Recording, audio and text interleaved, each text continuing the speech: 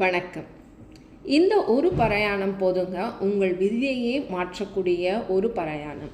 இந்த படிக்கிறது மூலமாக கண்டிப்பாக உங்களோட வாழ்க்கையே மாற்ற முடியும் அப்படின்றத பற்றின பதிவு தான் இன்றைய பதிவில் நம்ம பார்க்க போகிறோம்.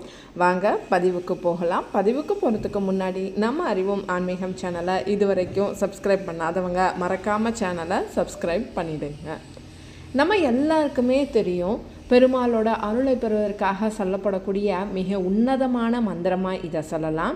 பகவத்கீதைக்கு இணையாக சொல்லப்படக்கூடிய மனிதர்களோட பாவங்களை போக்கி ஆன்மீகத்தில் உயர்ந்த நிலையை அடைய செய்யும் இந்த ஒரு பிரயாணம் தாங்க. அது என்ன அப்படின்னா, இதை எதற்காக படிக்கணும், இதை படித்தா எனக்கு பெருமாளோட அருள் பூரணமாக கிடைக்குமா அப்படின்ற சந்தேகம் பலருக்கு தெரியும். இல்லை அப்படின்னா இதை நான் புரிஞ்சு படிக்கணுமா, இல்லை எனக்கு படிக்க தெரியாதுங்க அப்படின்னா நான் என்ன பண்ணுறது அப்படின்னு நிறைய கேள்விகள் உங்ககிட்ட இருக்குது. ஒரே ஒரு நாமம் உயிரை காப்பாற்றுமா அப்படின்னு நீங்கள் யோசிக்கலாம். இது வெறும் கேள்வி இல்லைங்க, ஆயிரக்கணக்கான ஆண்டுகளாக பக்தர்கள் அனுபவித்த ஒரு ஆன்மீக உண்மை அப்படின்னே சொல்லலாங்க. அந்த உண்மை எந்த உண்மை அப்படின்னு பார்த்தோம் அப்படின்னா, மகாவிஷ்ணுவோட ஆயிரக்கணக்கான திருநாமங்கள் இருக்கக்கூடிய விஷ்ணு சஹஸ்ரநாமம் தான் அந்த ஒரு பிரயாணம். ஒவ்வொரு பெயரும் ஒரு தனித்துவங்க, ஒரு தனி அருள், ஒரு தனி ஆன்மீக அனுபவம் அருளக்கூடியது. நாராயணா அப்படின்னு நம்ம அழைச்சாலே பரமபதத்தை நோக்கிய பக்தி வளரும் என வைணவ மரபு சொல்லப்படுதுங்க. கோவிந்தா அப்படின்னு நீங்கள் அழைச்சிங்க அப்படின்னா பாவங்கள் நீங்கி இறையருள் கிடைக்கும் அப்படின்றது தான் பக்தர்களோட நம்பிக்கை. ஆதி மூலமே அப்படின்னு நம்ம அழைக்கிறது மூலமாக கருணை கடலான பெருமாள் உடனே காப்பாற்றுவார் அப்படின்னு சொல்லப்படுதுங்க. அப்படிப்பட்ட பெருமாளை எப்படி நம்ம சொல்கிறது, என்ன பண்ணலாம் அப்படின்னு யோசிச்சிங்க அப்படின்னா, சஹஸ்ரம் அப்படின்னா 1000, நாமம் அப்படின்னா திருப்பெயர். அதாவது மகாவிஷ்ணுவை நம்ம எந்த மந்திரமும் சொல்ல தேவையில்லைங்க, அவரோட பெயரை அந்த 1000 நாமத்தை நம்ம சொல்லிட்டு வந்தாலே போதுங்க, நம்மக்கிட்ட இருக்கிற குறைகள் அத்தனையும் ஓடிவிடும் அப்படின்னு சொல்லப்படுதுங்க. அப்படிப்பட்ட மகாவிஷ்ணுவின் 1000 திருநாமங்களை போற்றி ஓதக்கூடிய புனித ஸ்தோத்திரம் தாங்க இந்த விஷ்ணு சஹஸ்ரநாமம். இது மகாபாரதத்தின் அனுசாசன பருவத்தில் இடம்பெற்றிருக்குதுங்க. குருஷேத்திர போருக்கு பிறகு அம்பு படுக்கையில் இருந்த பீஷ்மர் தர்மபுத்திரனுக்கு உலகிலேயே உயர்ந்த தெய்வம் யார் அப்படின்னு சொல்லி கேள்வி எழுப்பி அதுக்கான கேள்விக்கு பதிலாக தான் விஷ்ணு சஹஸ்ரநாமத்தை அவர் உபதேசிக்கிறாருங்க. இந்த புனித ஸ்தோத்திரத்தை வேதவியாச மகரிஷி மகாபாரதத்தில் தொகுத்து வழங்கியிருக்காருங்க. சரி, இதை நம்ம ஏன் படிக்கணும், இதை நம்ம படிக்கிறதுனால நமக்கு என்னென்ன பலன்கள் அப்படின்றத பற்றி பார்க்கலாமா?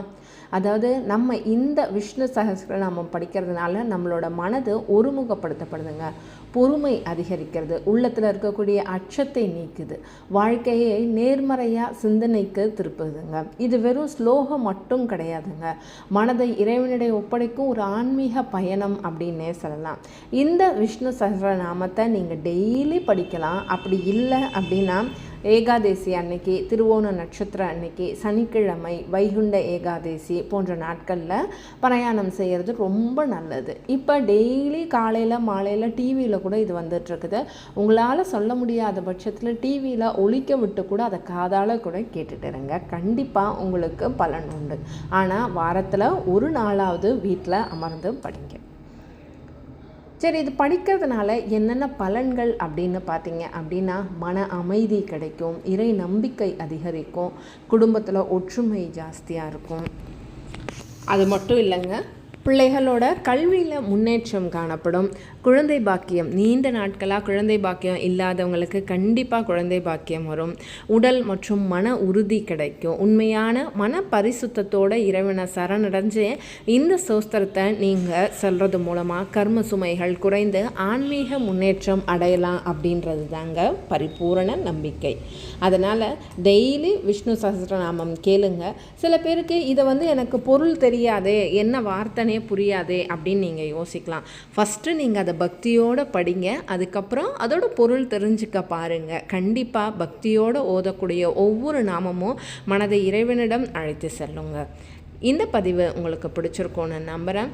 இந்த பதிவு பிடிச்சிருந்துச்சு அப்படின்னா மறக்காமல் நம்ம அறிவோம் ஆன்மீகம் சேனலை லைக் பண்ணுங்கள், கமெண்ட் பண்ணுங்கள், ஷேர் பண்ணுங்கள், மறக்காமல் சப்ஸ்கிரைபும் பண்ணுங்கள். ஒரே கருணை 1000 நாமங்கள் ஆனால் ஒரே அருள். விஷ்ணு சஹஸ்ரநாமம் சொல்லக்கூடிய நல்ல ஒரு செய்தி இந்த செய்தி தாங்க. கண்டிப்பாக மறக்காமல் எல்லாரும் படிங்க, பூரண அருள் பெறுங்க.